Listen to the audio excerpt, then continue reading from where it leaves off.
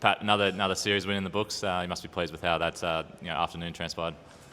Absolutely, our away win as well. They're not the easiest to come by, so yeah, really, pumped with how we bounced back after Lords a couple of weeks ago. It's been a good couple of weeks. Obviously, every test is worth points, but how crucial is it to get that early series win in the books for another World Test Championship push? I mean, yeah, it's pink ball as well going into next week. It's good to secure it before that. They always kind of seem to throw up a little bit, something different. But yeah, no, it's dream start really. 2 from 2 gets us into the cycle, and yeah, played some really good cricket. And just your reflections on that partnership between Cam and Steve yesterday, how they worked through the challenges of the pitch, to put in, probably was the match-defining partnership in the end.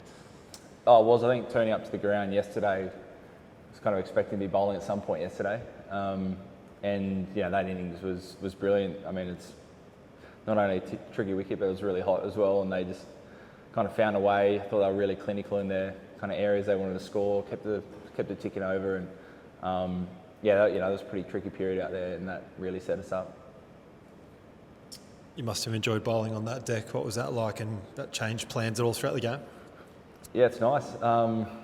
It feels like there's always something in it. It feels like it's, when the ball got a little bit soft, it flattened out a little bit, but there was always heaps in it, and kind of just felt like it was going to deteriorate more and more as the game went on. So we knew once we got to kind of anything over 200, felt pretty, happy with, and then once we got 250, 275, felt really in the box seat. But yeah, it was a tricky wicket, kind of up and down from day one even. So it just always felt like you're in the game. And some lighter loads on this tour, obviously a 3-day into a 4-day, the bowler's not bowling a crazy amount of overs. Do you expect that everyone's fine, fit, raring to go, given the turnaround at Kingston? Yeah, expect so.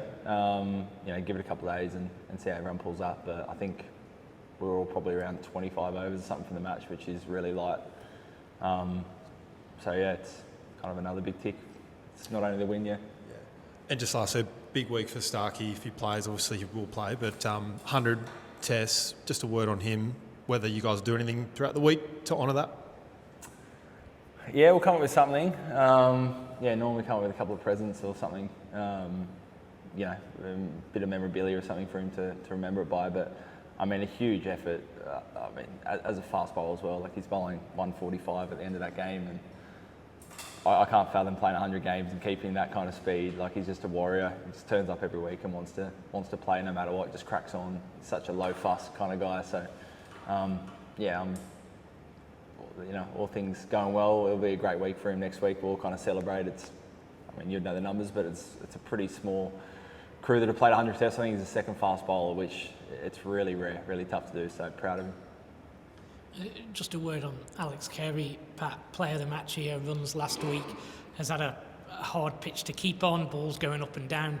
Just a word on what he brings to this team. He's obviously been handed the song from Nathan last week, just everything he brings to the side for you. Yeah, he's about 4 or 5 years into his test career. I think in the last year or so it's probably been his most prolific. He looks really settled, and any opposition that kind of has a number 7, it's normally a keeper, but walks in and they're kind of in good form, they can move the game quickly. They're some of the scariest players, and I feel really lucky that we've got Kez in our side that does that.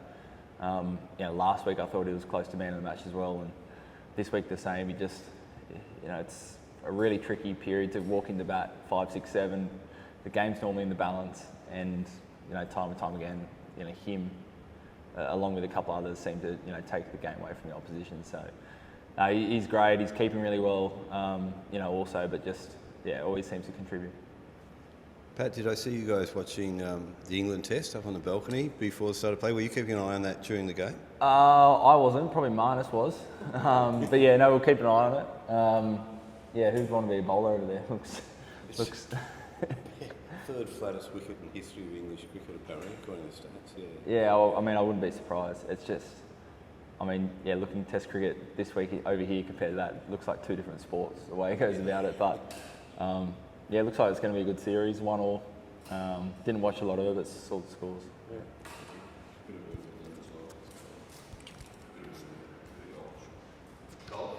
It's normally, if there's any golf on, it's normally golf on. John Deere Classic, this week. Yeah, British Open, a couple of weeks. Darren Sammy was just saying how his team's on a learning curve at the moment under him, under a new captain. How much do you think your experience of your team, especially your bowlers, comes into play in these conditions?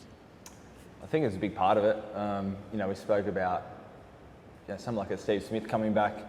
He might not have played at Grenada, but he's played, on lots of wickets where you've got to find a different way to score, and it might not just be big drives down the ground or whatever it is. You've got to kind of scrap your way to a 50, and I think that comes through experience. I think even someone like Semi, his learning curve from first game to this game I thought was really good. He moved really well on a tough wicket. So that's all you can kind of really ask. But with experience, you've seen a lot of the same problems before. You have a level of calmness that you can work your way through the problem. So as a captain, it makes my life a lot easier knowing you've got lots of settled players there. And in terms of the wickets you've had up to now, is that what you're expecting when you came out here? Didn't quite know really. I thought Barbados was going to be a little bit more batter friendly than it was. This week didn't really know, and then Jamaica being a pink ball, we don't really know as well. So kind of get over there and have a look. Obviously you've got the extra spinner, you got the extra batter, those kind of options. So you're kind of pretty open-minded. But until we've got to each venue, you haven't really had a total idea of what was going to play out. Pat, what's been, you touched on Sam a moment ago, what's been the message for him, given he's obviously a very young player, still learning it, finding his feet, and obviously it's been some tough days for him. How is he coping with that, and what's the attitude been like from the group around him? Look, he's been good. I think for anyone who's starting out their test career, you kind of pick for a reason, and you at your best, we know is good enough.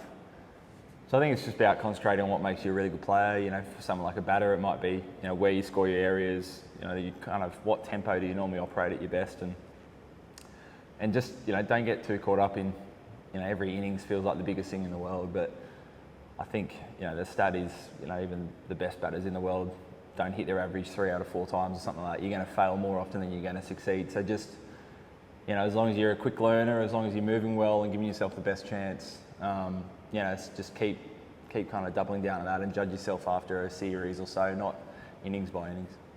And just, I know you touched on the bowlers as a collective and how you're holding up given the loads. What about yourself, given you had the injury stuff at the start of the year? How's your body going at the moment? I feel great. Really good. Having that block, probably first of all the block before the Indian summer, Indian Test series, I felt amazing. Kind of after that, my ankle was a little bit niggly, but kind of had a jab in that, and basically the last couple of months, body's felt as good as it has. So feeling in a really good spot. Kind of with one Test match to go, so I'm really happy. Pat, first pink ball test away next week, Duke's ball as well. Have you had a look at these types of balls yet, or how do you envisage preparing for that challenge? Absolutely haven't had a look at them. I think we've been trying to get our hands on some, but we haven't got some yet. So hopefully they're waiting for us in Jamaica.